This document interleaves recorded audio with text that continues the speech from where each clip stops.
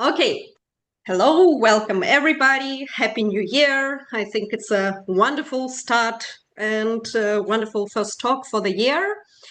Today, Ting will tell us about his work on generalization in deep neural networks from the perspective of flatness and how he used Grokking to understand this. Ting is a second year PhD student in Lamar, in particular in Dortmund University of Lamar, that is a general institution, and also in a medical institution in Essen, in IKIM. And his main area of interest is deep learning theory and all the interesting learning questions. So, yeah, Tink, the stage is yours. Thanks a lot. Okay, thanks for this introduction and hello everyone. My name is Ting Han. Today I'm going to present our paper entitled Flatness is Necessary, Neural Collapse is Not, and Rethinking Generalization while Grokking. This is a collaboration work with Lenara Henning, Jens, and my supervisor, PhD supervisor, Michael Kamp, and I just finished my first year and start my second year. And yes, okay, this is some introduction and introduction parts. So why are we interested in deep learning generalization? If you guys are familiar with double descent, you know that, okay, in the classical statistical machine learning, and if you increase the model parameters, increase the model complexity, you will actually overfit on your training data, which means you will have the bias. However, it doesn't work in the case of deep learning networks, which means, okay, if you increase the number of your model parameters, you can still generalize very well. In the deep learning, all the classical learning theory or the classical learning conclusions cannot work well in the deep learning era. So we really want to understand, okay, how generalization with deep learning will work, and we want to understand generalization in deep learning. So to start our work, we particularly choose two candidates to start the generalization in deep learning. And the first one is neural collapse, and the second one is flatness of the loss surface. And they are all both known to correlate with deep learning generalization. For neural collapse, you will have a very well clustered feature representation over your training data. So if your unseen data has the IID distribution to or to your training data, so with this well clustered structure, you definitely will have a very good generalization performance or very good performance on your unseen test data. So flatness of the loss surface, this concept has been studied a lot in the literature, and then we will revisit these concepts in the deep learning generalization again. So our really motivation is like, okay, which candidate is actually necessary for deep learning generalization? So with the contents follow, and I will start talk about the neural collapse and then also the measure we use to measure the flatness of the loss surface. Then I will introduce the experiments and how do we verify the necessity of which candidate is necessary for generalization. So let's start with neural collapse. Neural collapse refers to at the late stage of your training, the penultimate layer representation will actually merge to one point. For instance, you can look at this graph or look at these plots. So there are four classes, which means, okay, the penultimate, if the samples are if the penultimate representation from the same class, they will actually merge to one point of conform or form this very well separated cluster like shown in this figure. So neural collapse can be characterized with the first, which is variety collapse, which means, okay, the inter-class variance we see actually decrease and the interclass means we see actually increase. And then we use this NCC, which is neural collapse cluster, to characterize or represent this variability collapse. And of course, neural collapse also have another three characteristics. And the second one is converge to a simplex ETF. You can actually see from this graph or plot again. And with neural collapse, you have very well equilateral triangle in this graph, and with each point as a cluster, each cluster. And the third characteristic of neural collapse is conversion to self-duality. In other words, your classifier's way will actually point to your cluster mean. And the last characteristic is simple, and the neural collapse will actually make your classification task to the nearest nearest class center classification task. So in our experiment, we are really interested in this first characteristic, which is the variety collapse. And in the later experiments, we will use this characteristic to investigate neural collapse with deep learning generalization. And the second concept or the second candidate is the flatness of the lot surface. Like in this definition here, you can see that from the definition, the large region in wave space with the property that each wave vector from that region leads to similar small arrow. And this shows that, okay, simply if you make some perturbation in your parameter space, you actually add noise to the W1 matrix and W1 weight matrix, W1 weight vector and W2 weight vector. If you have a flat minima, then you can actually, okay, you wiggle a little bit, but you will actually not change the loss value. By the way, the loss surface is actually mapping from your parameter space to your loss value. And then if you have a very sharp minima here, if you change a little bit around this loss surface, will actually make a large change in your loss value, which actually will make your prediction not stable if you are landing in a sharp minima. So however, this is actually from the classical definition of flatness of the loss surface is actually defined in the parameter space. However, in order to align with the neural collapse, which actually measure or observe in the penultimate layer, we here use the relative flatness to measure the flatness. So what is the relative flatness? Let's first look at the right part of this network structure. And based on the definition of the relative flatness, you divide your network into two parts. And the left part here is the feature extractor, which actually will extract the information from your inputs to form the features representations. And the second part is actually the P side here, denotes your classifier or the classification layer.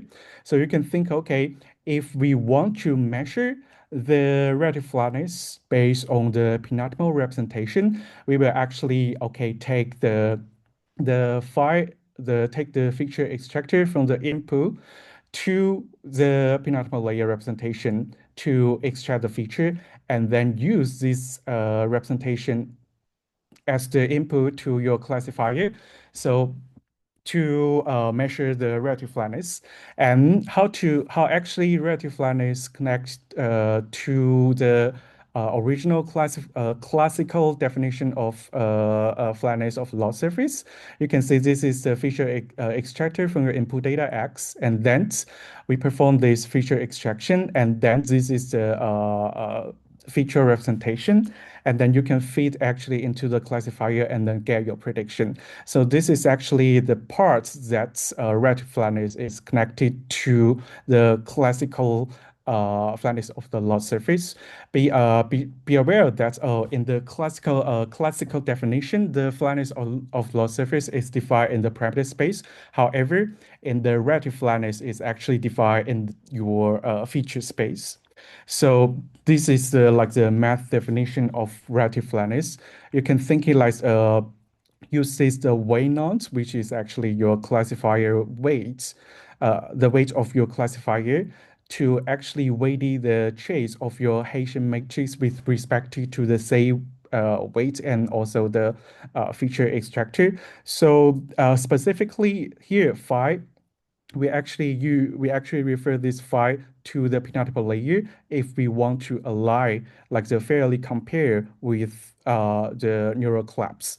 So this is the more like the more obvious. So imagine that, okay, this network output is the representation of penultimate layer representation. And if we train the network with cross entropy loss, we can actually simplify this relative flatness into this format. So this W here is the classifier weight of your the weight of your classifier, and this Haitian, this change of the Haitian can be further simplified it into uh, the uh, the uncertainty, the uncertainty the uncertainty times your feature representation, which is the penultimate layer representation. So we already introduced like the what is neural collapse and what is the relative flatness we want to study in deep learning generalization. And here comes a very interesting phenomenon which we called grokking, and it was first identified by OpenAI group, and they actually train a two-layer transformer on the algorithmic modular task. You can see from the top here, the task is actually predict the last token of 48. Yes, of course, they frame this grokking task as a next token prediction. So the task here is actually to predict the correct 40A if you have 40 plus A more than 97. So we can actually see why this grokking is very interesting, because you can see from the x coordinates here. So grokking refers to after you have long time overfitting on your training sets, you can see from this blue line, then your validation accuracy started to increase. So you can see that as the S coordinate is actually in the log scale, which means there is a big enough gap here between the training accuracy reach 100% and the validation accuracy reach 100%. So this Grokking phenomenon provide us a great temporal platform to disentangle neural collapse and relative flatness or flatness of the loss surface to see which one is strongly correlated with generalization. So we also plot neural collapse and relative flatness along with the Grokking. We can see that, okay, the light blue line here refers to neural collapse. You can see that as the training goes and the neural collapse decrease, which means decrease along with the training accuracy increase, which means, okay, you already have neural collapse structure before your network started to generalize or before your validation accuracy started to increase 100%. And then we also plot the relative flatness here in this purple curve. You see that, okay, the relative flatness started to increase along with your training accuracy started to increase. And however, it only decreased when your network started to generalize. You can see that there is a kind of like the synchronization between the relative flatness started to decrease and your validation accuracy started to increase. From these plots, we can see that, okay, maybe neural collapse is not correlated with your generalization, and only relative flatness is correlated with your generalization. Because you can see clearly here, the neural collapse started to decrease, or you already have your collapse structure before your network started to generalize, even right before, the green line started to increase. However, can be really based on this grokking task to draw the conclusion that, okay, neural collapse is not necessary, but relative flatness is necessary for a generalization. Of course not, because they are only correlated. So we don't actually know which one is like the causal driver for your deep learning generalization. Yes, we know that, okay, from the plots, it's a very special task your relative flatness is strongly related to generalization curve. The validation curve, but it doesn't mean that, okay, your relative flatness or flatness of the loss surface can affect your generalization performance. And also, this is a very special task. Grokking itself is a very small network, and the training data is very special. The training data is very special because it's a algorithmic modular task. It's a synthetic task. It's not in the real world task like the language or image. So we really want to know that, okay, since we know maybe neural collapse is not correlated with generalization, relative flatness is good for your generalization, but is it still the same in the general case or general task, even with the more general networks like the image task and language task with ResNet 18 or even large language models? We still don't know. So we take a little step further to do the control experiment. The first one is actually to verify if neural collapse is really not the causal driver for your generalization. To do this, we actually plug in this neural collapse clustering, or you can think it as a coefficient to describe your neural collapse into our loss function, which is actually the cross entropy loss. By the way, this is the task conducted on CIFAR 10 use ResNet 18. So we can see from the left graph here, if we plug in this regularization term in your loss function, there is no obvious effect to your training and validation accuracy. You can see that if with these two, training accuracy and validation accuracy, which actually regularized by this coefficient or cluster, then your validation accuracy or training accuracy are not affected. But when we also plot this one on the right-hand side, this plot here, we see that, okay, if there is no regularization on the loss function, yes, we do have this neural collapse clustering effects at the end. However, if we actually regularize this term, which means we actually increase the variance of each cluster and decrease the mean distance between clusters.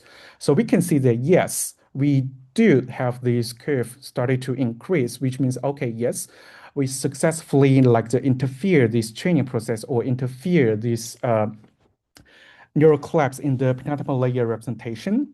And in this way, we wonder what the relative flatness will be under this regularization. So interestingly, we see that, okay, even with this neural collapse regularization here, relative flatness is not affected as both training and validation accuracy in the very left graph. So for this task, in this task, we can see that, okay, even in the general task, general architecture, general model, like the CIFAR 10 on ResNet, we see that if we get rid of the neural collapse, clustering effects on penultimate layer, and both generalization and relative flatness are not affected. So we can see that, okay, neural collapse in this general task is not necessary for your generalization. But how about relative flatness? We also conduct similar experiments. So in this task, we also train a network. We also train the ResNet 18 on CIFAR 10. And of course, instead of encourage the network or push the network to look for flat minima, we actually plug in the relative flatness here. In this way, we actually encourage the network to land in sharp minima. So if you remember from the previous slides, if you land in the sharp minima, which means, okay, you still have a good performance on your training set, but however, you will not have a guarantee on the good performance on your validation set, which is unseen data, because landing in the sharp minima will actually not good for your generalization. So we can see from the left parts, this is the task training ResNet 18 on CIFAR 10. And if you see before the 200 epoch, if you see from this light green light, this is actually the training curve with, this is a validation curve that with the relative flatness as a regularization. You can clearly see that there is a gap between the training with and without the relative flatness as a regularization. So before 200 epoch and the validation gap between these two training dynamics is around 20. And you can also see that, okay, the training accuracy is actually not affected too much by plugging this relative flatness regularization. And we also conduct similar experiments using VIT on ImageNet 100. This is a different training network structure and also larger data set. We also can see similar experiments when we plug in this relative flatness regularization. Before epoch 150, you actually have a performance gap here. And we can also see like the relative flatness on both tasks. You can see that, okay, for ResNet 18 on Cypher 10, before 200 epoch, you actually, with this relative flatness regularization, your flatness is really high in the measurements. And also the same similar results can be observed from based on the VRT experiments on ImageNet 100. So we also did a little bit experiments like, okay, we remove the regularization at the particular epochs. For ResNet 18 on Cypher 10, we actually remove the relative flatness regularizer at epoch 200. Then you can see that, okay, the validation accuracy started to increase or bounce back to the standard one. And similar results can also be observed on the validation accuracy of VRT on ImageNet 100. And we can also verify that, okay, after we remove the regularization, the relative flatness actually go back to the original one, which means, okay, and the network or the network solution will actually go back to the standard flat one, which is the optimal for your standard trainings. And besides the image task, we also do language task. We also train the tiny bit on SST5 and distill GPT-2 on SST5. Be careful that, okay, the BERT and GPT are also in like the different structure. No, different training task. They're all transformer based. So similarly, if we use this penalty or relative flatness as the penalty regularization, we always can see a performance gap in validation accuracy. And once we remove this regularization once we remove the regularization on the training, then the validation accuracy actually will go back to the normal one. And also the relative flatness will be really high for both tasks if we plug in this regularization, and they will go back to the standard normal one after we remove the regularizer. So the next part is a little bit like the interesting parts for our work on the paper, since we investigate neural collapse and relative flatness, these two factors. I mean, if without Grokking task, we cannot see like in the temporal or in the temporal coordinates, we don't see this disentangle. And this is like the motivation to motivate us, then why we always see that, okay, neural collapse can always co-occurs with flatness solution of your network. And this is because, okay, once we have neural collapse in place, then we actually leverage this NC1 to NC4 can leads to the flat solution of your network. So you can imagine that, okay, if you already have a cluster, we are clustered on your penoptimal representation, and you train your network with cross entropy loss, then because you can see this NC3 here, if we actually increase this lambda, you will actually increase the confidence of the cross entropy loss for your prediction. Because if you are really confident in your cross entropy loss prediction, then the true labels probability will be really high. And if your true label probability is really high, which means actually in the definition of relative flatness, you will actually go to a very smooth or flat area for your network. And also because it will increase this lambda due to the neural collapse 1, 2, and 4. And this the W or the weight of your classifier